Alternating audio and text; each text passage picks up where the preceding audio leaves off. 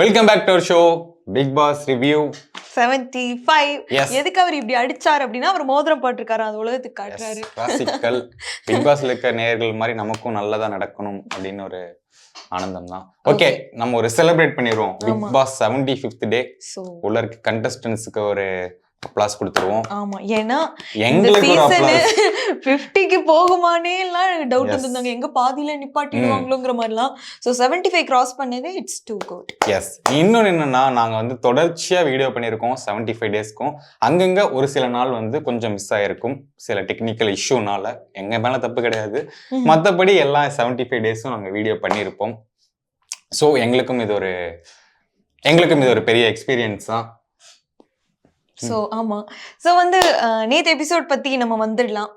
நம்ம அதுக்குள்ளதான் வந்தா ஒரு சூப்பரான எபிசோட் அப்படின்லாம் சொல்றதுக்கு ஒண்ணுமே கிடையாது. ஆமா, ஏதோ பண்ணணுமே, மக்களுக்கு போர் அடிச்சிட கூடாதே அப்படிங்கிறதுக்காக பண்ண மாதிரி இதான் இருந்தது. 1 hour எபிசோடு, அதுல ஏதாவது ஒரு நல்ல விஷயம் காட்டுங்க, ஒரு என்டர்டெய்னிங் விஷயம் காட்டுங்க அப்படின்னா ஒண்ணுமே கிடையாது.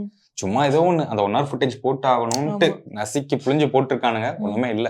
ஆமா, சோ அந்த மாதிரி தான் இருந்தது. இது வரைக்கும் பிக் பாஸ் வரலாற்றுல நடக்காத ஒரு விஷயம் நேத்து நடந்தது. மைக்கு ரெஸ்ட் இன் பீஸ் பா. ஓகே, சாமியா சொன்னாங்க. மைக் வந்து செத்து போச்சாம். ஆமா, அது அடக்கம் பண்ணது தாங்க இருக்கிறதுலே காமெடி. அழகா அதை வந்து எடுத்துட்டு வந்து இந்த மாதிரி விஜய் வர்மா அழுதுதெல்லாம் நீங்க எனக்கு நான் அதை பார்த்துட்டேன், சீரியஸா நினைச்சிட்டேன். என்னடா பேசிட்டு இருக்காரு, அழுகிறாரு, உண்மையில அழுகிறாரா அப்படின்னு யோசிச்சுட்டு இருந்தேன். ஆமா, எல்லாருக்கும் சிரிப்பு தாங்க முடியல, அவன் அழு நல்லா பெர்ஃபார்ம் பண்றாரு. இதாச்சும் ஓகே, மேபி ஃபியூச்சர்ல ஃபிலிம் ஆக்டரா வரலாம். ஓகே, அது தான் இருந்துச்சு. அப்புறம் ஒவ்வொருத்தரா வந்து அவங்க ஃபீலிங்கை கொட்டினாங்க. நிக்சன்லாம் வந்து ரொம்ப நல்ல மனுஷன். 2 minutes silence for அப்படின்ட்டு சொன்னாரு. நல்ல விஷயம். ஆமா, அது ஒரு கொஞ்சம் ஃபன்னா ஓகேவா தான் இருந்தது. மட்டும்தான்.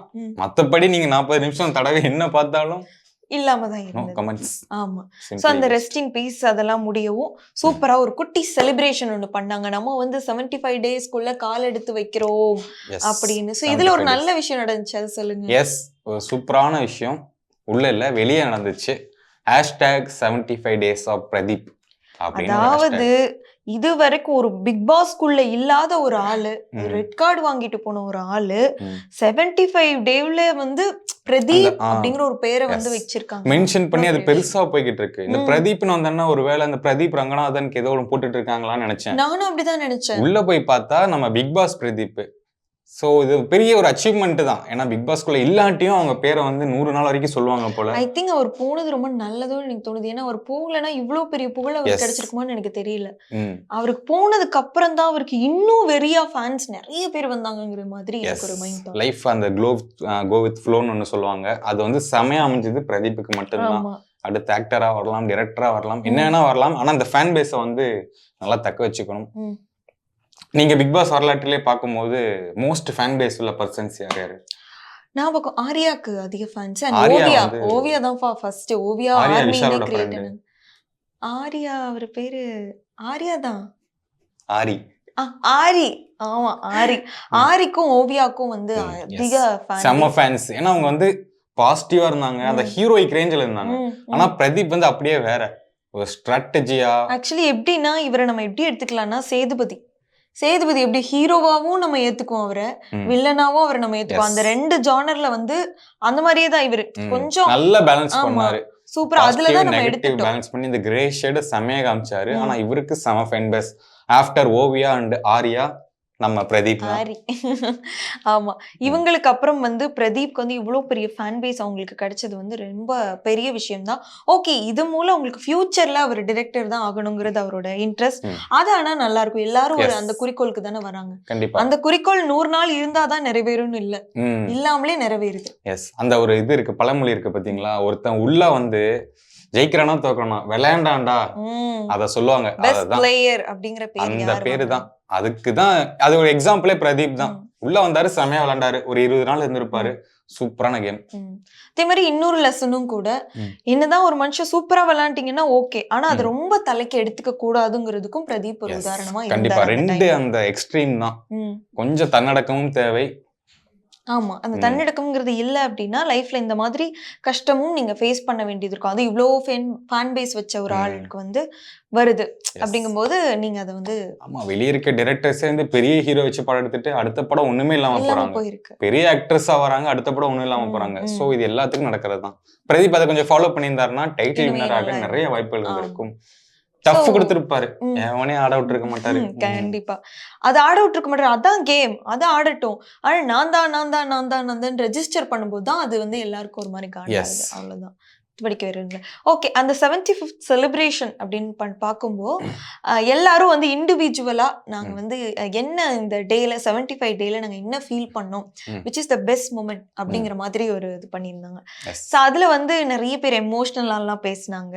விஜய் வர்மாலாம் வந்து ரொம்ப எமோஷனலா பேசினார். லைக் வந்து நான் வந்து ஒரு ஃபேமிலி கனெக்டட் பாய், இங்க வந்து நான் இருந்திருக்கேன் அப்படின்னு சொல்லிட்டு அவர் அழுதுட்டாரு.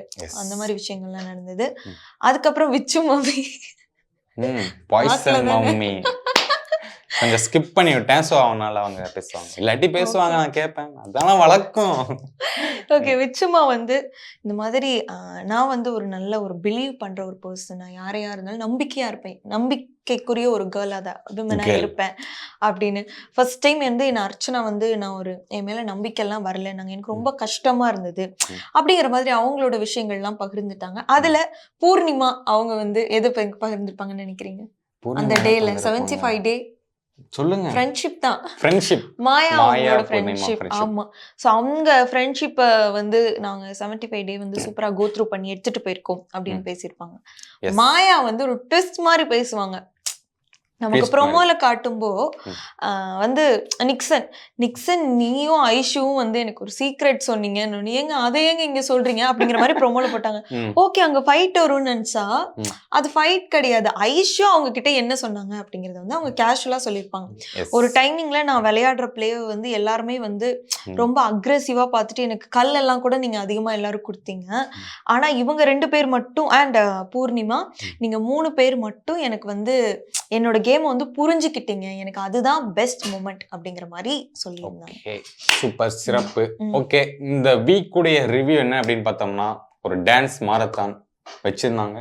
எல்லாரும் அவங்க கொடுத்த கேரக்டர் வந்து சூப்பரா பெர்ஃபார்ம் பண்ணியிருந்தாங்க. நிக்சன், பூர்ணிமா அண்ட் தினேஷ் தான் வந்து பெஸ்ட் பெர்ஃபார்மர் அப்படி வந்து செலக்ட் ஆயிருந்தாங்க. எஸ், சூப்பரா பண்ணாங்க. நிக்சன்லாம் வெறித்தனமா ஆடினாரு, அப்படியே கூஸ் பம்ஸா இருந்துச்சு. அதுல அவங்க அந்த அது ஐயோ என்ன பாட்டு, அனன்யா ஒரு பாட்டு ஆடினாங்கல்ல, ஒரு மாலையிடு, அதுல பாத்தீங்கன்னா எல்லாம் சூப்பரா டான்ஸ் பண்ணிருப்பாங்க.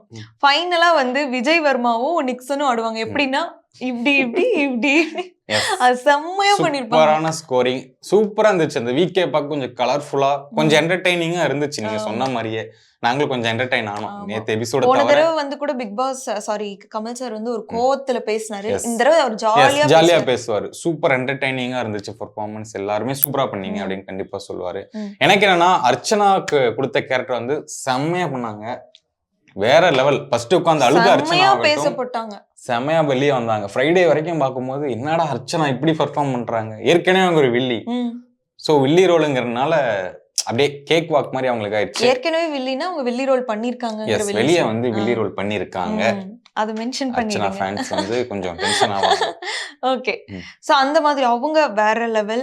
மேக்ஸிமம் சில பேர் அந்த விக்ரம்லாம் நல்லா பண்ணிருந்தாங்க. வடிவேலுவோடது ஓரளவுக்கு நல்லாவே இருந்துச்சு. அந்த நான் நேத்து ட்விட்டர்ல ஒன்னு பார்த்தேன், விக்ரம்க்கு வந்து நிறைய ஃபேன்ஸ் வந்து கமெண்ட் பண்ணிருக்காங்க. விக்ரம் உடைய ஃபேமிலி வந்து ப்ரௌடா இருக்கணும், விக்ரம் ஃப்ரெண்ட்ஸ் ப்ரௌடா இருக்கணும், அவர் எதுவுமே பண்ணலன்னா சொல்றாங்க. அதெல்லாம் யாருமே கணக்கில் எடுத்துக்காதீங்க. அவர் சூப்பரா பண்றாரு, ஒரு டாக்ஸிக்கா இல்லாம நீட்டா நேச்சுரலா இருக்காரு. சோ அதுக்காக நீங்க எல்லாருமே ப்ரௌடா இருக்கணும் அப்படின்னாங்க. சோ குட் தான், எதுவுமே பண்ணலன்னு சொல்லி இப்ப அவரை பத்தி பேசுறோம், நல்லா பண்றாருன்னு சொல்றோம், டைட்டில் வின்னரை பத்தி பேசிதான் ஆகணும். மேபி எனக்கு இப்போ எனக்கே டவுட் வந்துருச்சு, மேபி டைட்டில் வின்னர் வந்துருவாங்க அப்படிங்கிற மாதிரி ஒரு இது வந்துருச்சு. எனக்கு 90% அவர் வரக்கான வாய்ப்பு இருக்கு. டைட்டிலுக்குள்ள வரக்கான அந்த 5 பேர் வருவாங்கல்ல, அதுக்குள்ள வரக்கான அந்த ஃபைனல் வந்துருவாரு எனக்கு தெரியும். டைட்டில் அடிச்சிருவாரோன்னே அது நமக்கு ட்விஸ்ட் தான். யார் வருவாங்கன்னு நமக்கு சொல்ல முடியாது. விசித்ரா மேம் கூட ஜெயிக்கலாம். சாரி, இதுல வந்து ஒரு பிரச்சனையை மறந்துட்டேன்.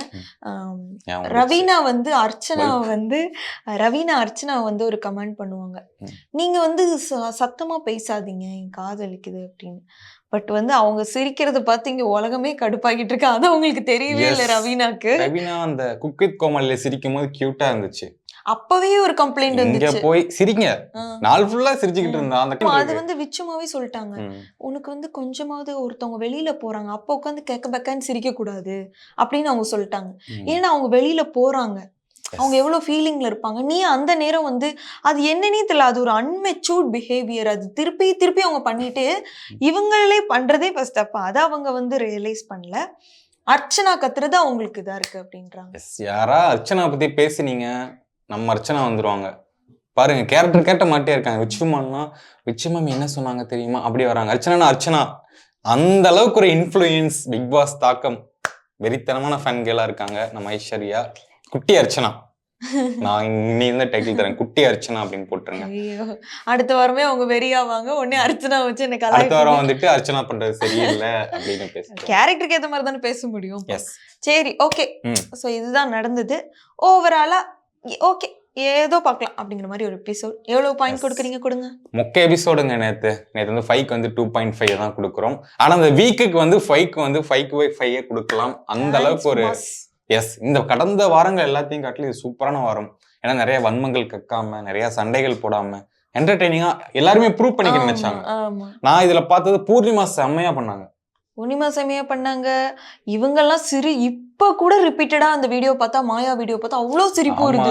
விழுந்து விழுந்து சிரிக்கிறோம். என்ன ஆனா சத்தியமா ஐஸ்வர்யா ராய் பார்த்தாலும் சிரிப்பாங்க எனக்கு. அதுதான் தோணுது. நான் எப்படியான்னு இந்த பாட்டுக்கு நீ என்னவோ பண்ணி அந்த ஒரு மீம் பார்த்திருப்பீங்க. உங்களை நம்பி ஐஸ்வர்யா ரோல கொடுத்துருந்தேன். ஆமா ஆமா, பார்த்தேன். நல்லா செம்மையா இருந்துச்சு. ஏன்னா எல்லாருமே நல்லா பண்ணுவாங்கன்னு தெரியும். ஆனா பூர்ணிமா வந்து ரொம்பவே டவுன் டு எர்த்தா இருந்தாங்க. சரி, ரொம்பவே வந்து டவுன்ல இருந்தாங்க, என்ன பண்றதுன்னே தெரியாம. ஆனா இதுல வந்து சூப்பரா டான்ஸ் ஆனாங்க. பர்ஃபார்மன்ஸ் கொஞ்சம் கம்மி தான், பட் டான்ஸ்ல செம்மையா பண்ணாங்க. அப்புறம் தான் முத்தலக ஆயிட்டாங்க. அந்த விச்சு மம்மிக்கும் பூர்ணிமாக்கும் ஒரு டாஸ்க் வச்சாங்கல்ல, சூப்பரான டான்ஸ் ரிப்பீட் மோட்ல போய்கிட்டு இருக்கு. ஆமா, சரி, ஓகே. சோ இதுதான் ஓவரால். ஸோ இதே மாதிரி நிறைய எபிசோட்ஸ் வந்து பிக் பாஸ்ல வந்துகிட்டே இருக்கும். நீங்க அதுக்கு மறக்காம நம்ம சேனலை சப்ஸ்கிரைப் பண்ணுங்க. அண்ட் தேங்க்ஸ் ஃபார் வாட்சிங். ஓகே, தேங்க்யூ ஃபார் வாட்சிங்.